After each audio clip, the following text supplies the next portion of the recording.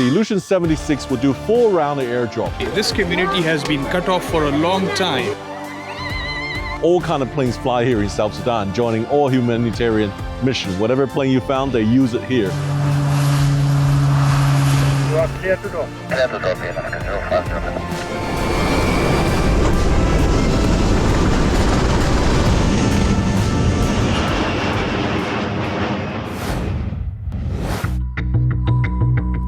South Sudan, the world's youngest nation and the poorest one. This is a country where daily life is anything but easy. I traveled to South Sudan with the UN World Food Program to witness firsthand how aviation becomes a lifeline in one of the most challenging environments on Earth. Floods, conflict, and vast distance cut communities off for months at a time. That's why the UN World Food Program delivers food by aircraft. When trucks can't reach and rivers overflow, airdrops become the only lifeline. In South Sudan, food from the sky isn't a choice, it's for survival.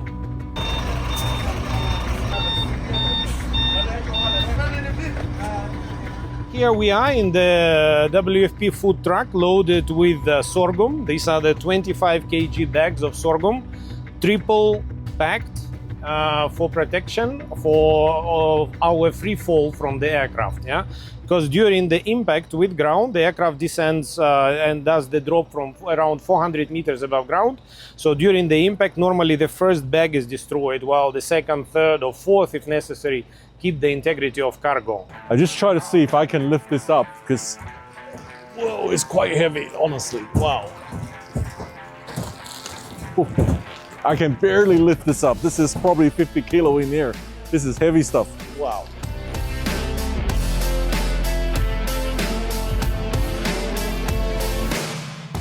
This was an empty pallet, and within 5 minutes, with so many people loading one by one,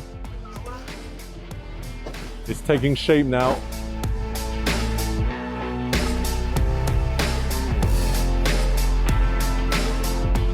Look at this. This is a mountain, a hill of food.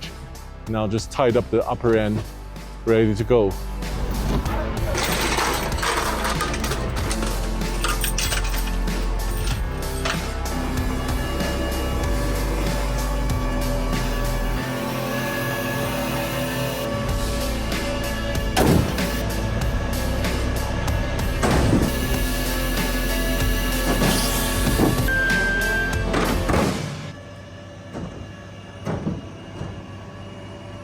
Behind me is 30 tons of food. Within an hour, they got loaded. That is also 600 bags.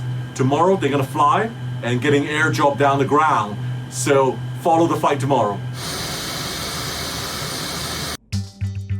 Because the airdrop is such a critical and dangerous operation, the UN decided it was safest to place my cameras on board the Il-76 while I headed deep into the field. From the ground, I could see how the airdrop mission really works. To do that, I traveled across the country with the world's largest humanitarian airline, the United Nations Humanitarian Air Service, UNHAS. So I just got checked in, and this is my boarding pass. Very different to the commercial airline experience. There you go, no names written. I guess it's all free sitting. Today we are actually traveling first from Juba north to a regional town called Malakal. That is going to be by the Dash 8. And then from there, we're going to jump in a helicopter, Mil 8, onward to the field. So it's going to be a very exciting day watching the Ilyushin 76 doing airdrop. One of the different things with the humanitarian airline and the commercial airline here, what we are doing is, on the commercial, if they cannot fly for any reason, if the ticket is done. For us, we are really flexible. And if the passenger has any medical issue, safety on the location, security concern, or they have any others approval, they didn't receive it for travel, we revalidate their booking and ticket for the next available flight.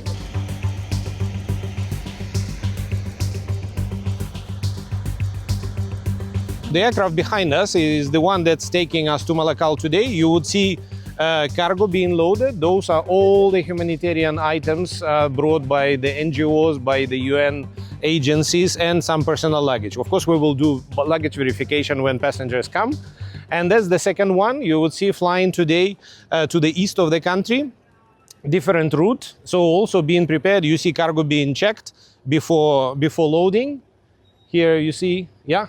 And if you notice at the far end, we have a quite a rare example of aviation history. DC-3 preparing for takeoff.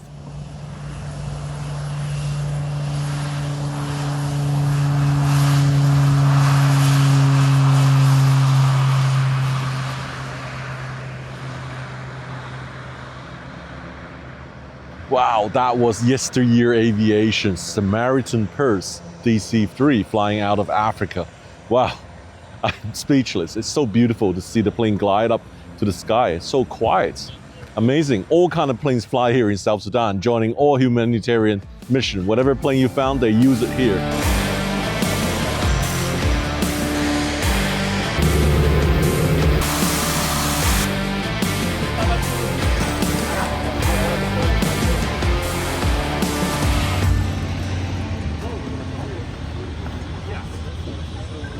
Thank you for joining us. It is an honor.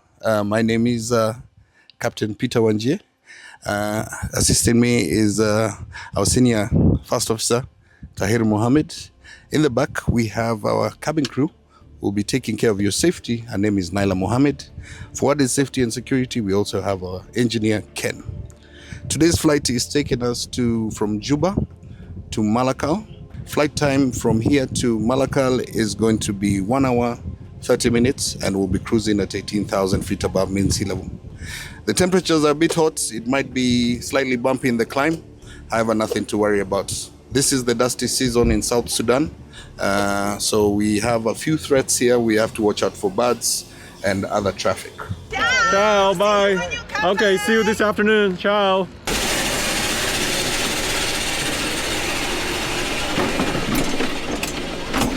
A very warm welcome, ladies and gentlemen, on behalf of UNHAS, operated by 748 Air Services.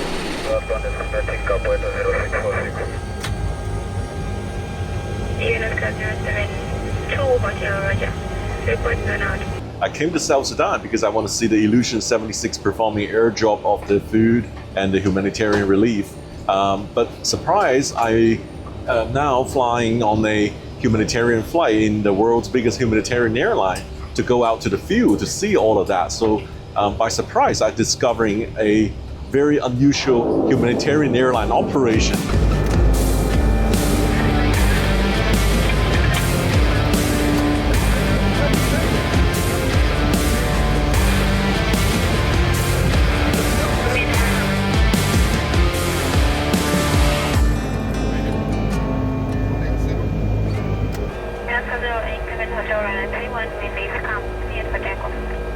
I have control.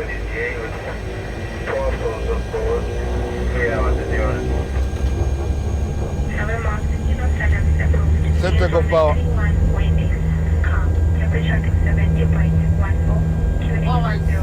Check.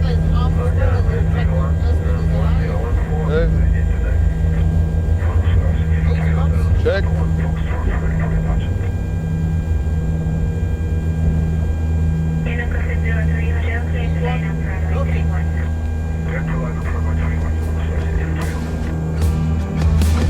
Get up.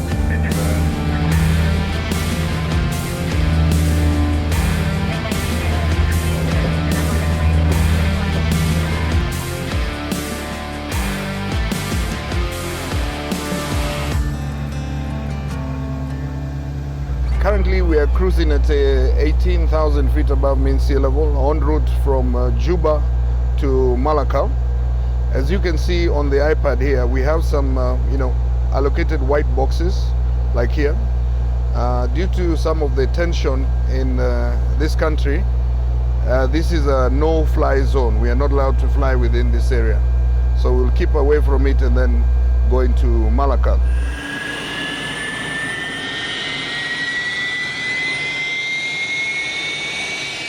While we were airborne inside the Dash 8 back in Juba, The IL-76 is ready to depart.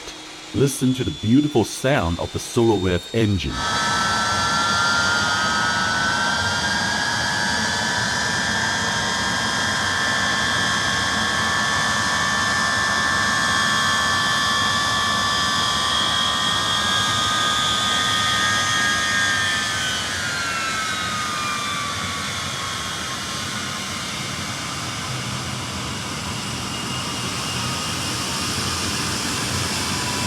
The takeoff took almost the entire runway of Juba.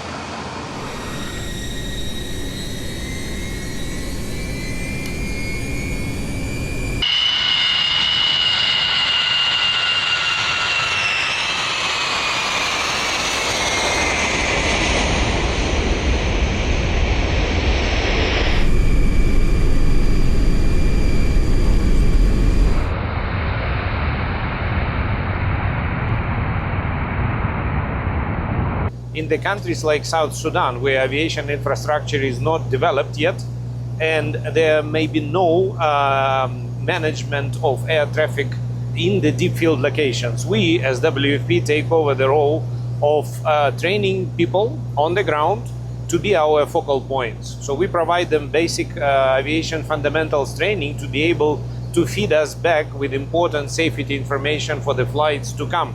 This is Malakal. So runway is dry and operational. Security situation is okay, and we are okay. So high clouds, we are good for this flight. Our flights have mandatory call with our radio room every 20-30 minutes, which helps us to maintain two-way communication with flights that go into uncontrolled airfields with no air traffic management. 87 Hotel, Roger, wind 020 and 120.04, clear land. 50, 40, 30, 20, 10.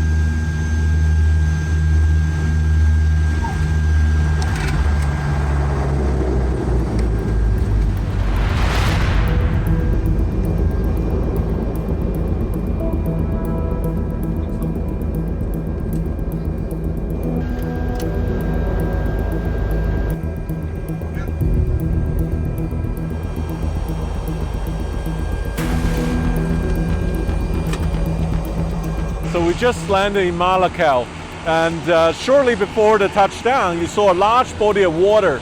I was told that was the Nile. That's beautiful. High level water runs all the way from Uganda to Egypt.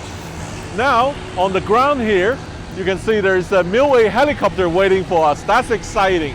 We're transporting from a fixed wing plane now into a helicopter to fly to the deep field of South Sudan. So this is Esther. Esther is the WFP Aviation officer here in Malakal. She's been very helpful since we landed. She's helping us to transit onto the next flight. You're from which country, Esther? From Ghana? Ghana. Ah, I've been to Ghana. She's from Ghana. And then there's also a gentleman there. He's from Indonesia. So the staff come from all over the world to work in a country like this on humanitarian. Thank you. Thank you so much. Thank you. I'll see you when I come back. Thank you, sir. Thank you. Wow. Look at this cabin. This is huge. Huge cabin here. Woohoo.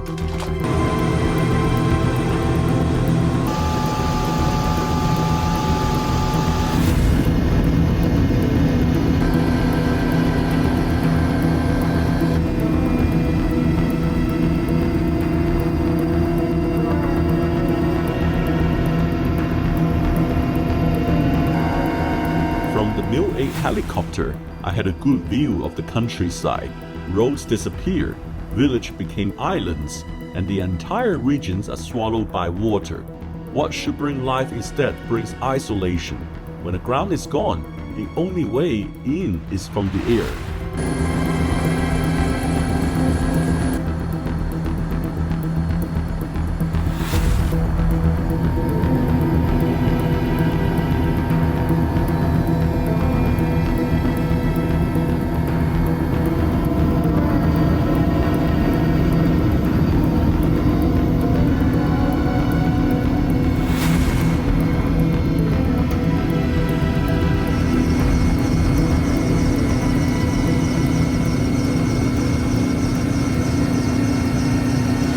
Welcome to Quiryang. This place, it was the softest one that we can do it and to place it really nice.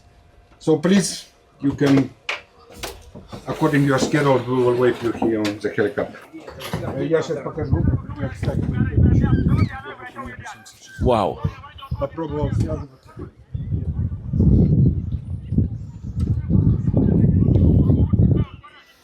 Wow, look at the ground. It must be recently flooded here. Hi, sir. I'm Sam. Hi, nice to meet you, sir. Hi, nice to meet you. Sam, nice to meet you, sir.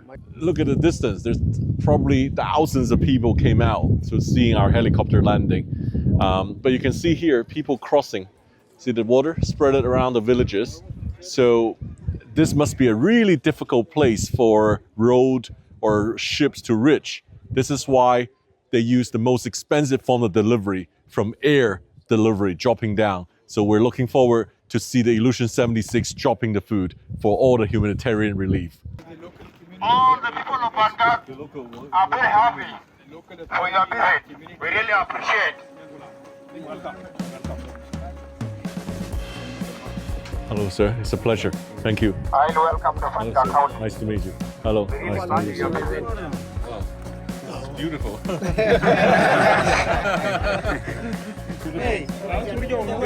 nice. Very nice. They don't have a lot of resources, but they gave us the best to welcome us. This is humanity. This is something make your heart feel warm and you travel thousands of kilometers and still worth to see the good cause. And in return, I hope today the airdrop mission will be a successful one to bring them much needed necessities for life. But if we look at the history, this community has been cut off for a long time because of the conflict, because of natural disasters. As we were landing, you may have noticed how the waters have submerged all the places. Even for the helicopter to land was not very easy until they found the hard ground. But because we are here, the community sees the value. And again, we want to appreciate the donors who are giving us this life-saving critical assistance. And in South Sudan, WFP Aviation is the lifeline which creates access, ensuring assistance reach to people who need the most. And now we follow everybody to see the airdrop. I think everybody is excited. And then also food is coming, right? Hello, hello.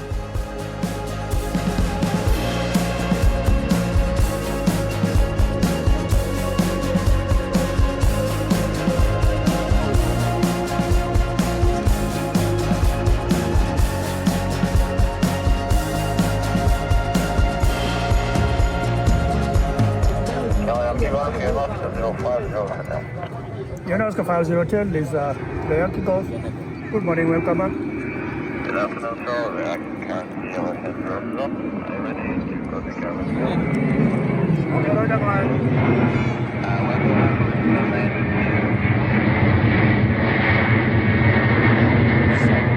You remember seeing those white cross mark while we are descending? Those are the airdrop sites. There's 4 of them. So the Ilyushin 76 will do 4 round the airdrop. It will drop 1 pallets down, and then it will pitch up and fly in other circuits to come back and drop the 2nd and 3rd and 4th. I believe it will descend down to about 300 meters, about 1,000 feet to drop the loads out. So we just position ourselves into this viewing area, waiting that to happen. UNHAS 50 Hotel, I hope you're okay. Please, you are clear to drop. Quiryang Golf.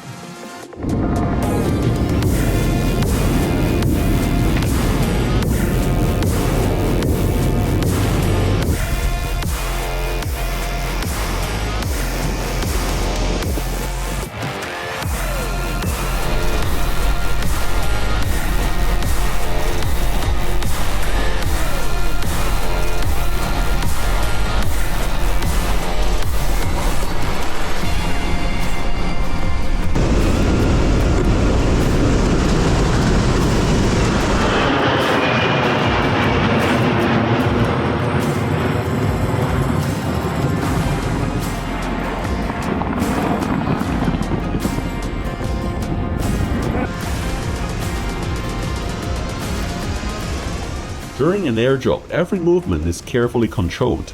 The food pallets are connected by safety cables to prevent them from falling out. One by one, the loadmaster manually retrieves each pallet and positions it to the side. It's a precise hands-on operation where timing, coordination, and experience matter.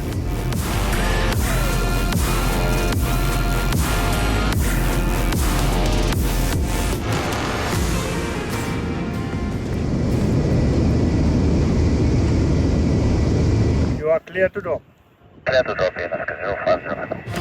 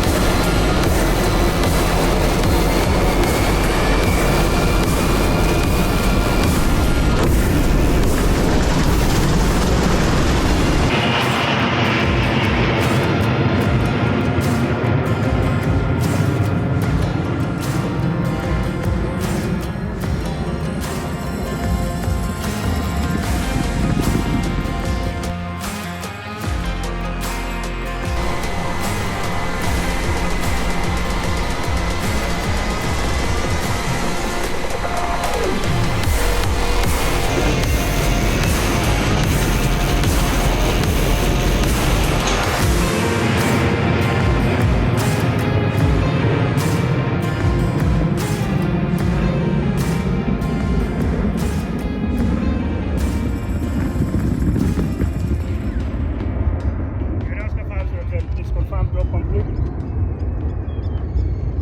Alaska 050 Hotel, drop is completed. Next to station 1 will call it complete. Okay, Roger, copy. Drop complete. Continue inspection. Call inspection complete. Over. The drop is complete and the plane reports drop complete. We mobilize our drop zone security, move closer to the drop zone in order to secure the food items. Thereafter, accountability. We collect all the food items, put them together. We ensure that the number that is communicated to us by the crew is exactly as it is, including those that may get lost along the way. Once we are done, we arrange them for food distribution thereafter. Well, we just witnessed 4 times the airdrop. That was 30 tons of food dropping down. And the impact was so loud. When you hear the pop sound, that's the first bag get broken when it hit the ground. That impact was huge. I'm very glad to see very successful operation. Each drop, the Ilyushin IL-76 get lighter and lighter. Now it's clear to fly back to the base. It's interesting, the IL-76 pitch up to allow each pallet to fall down. So it pitch up and then it level off once the pallet drop down.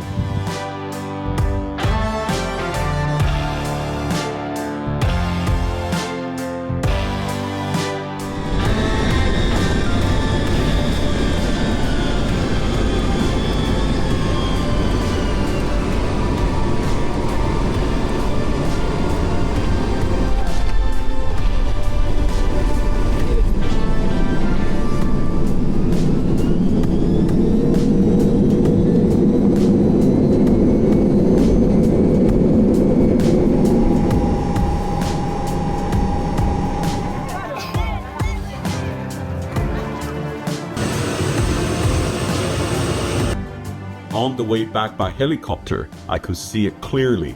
Every bag of food had landed on the white mark area just as planned. What I witnessed was the result of intense preparation and a flawless coordination on the ground and in the air. After the mission, I flew back to Juba on the Dash 8. When I landed, the very same Ilyushin IL-76 was already being loaded with another 30 tons of food, preparing for the exact same life-saving mission the very next day. This was more than a trip for me. It showed me aviation from a completely different angle, where flying isn't about travel, but about survival. Thanks for watching today. This is Quiryang. This is the town of Quiryang. Thank you for everybody.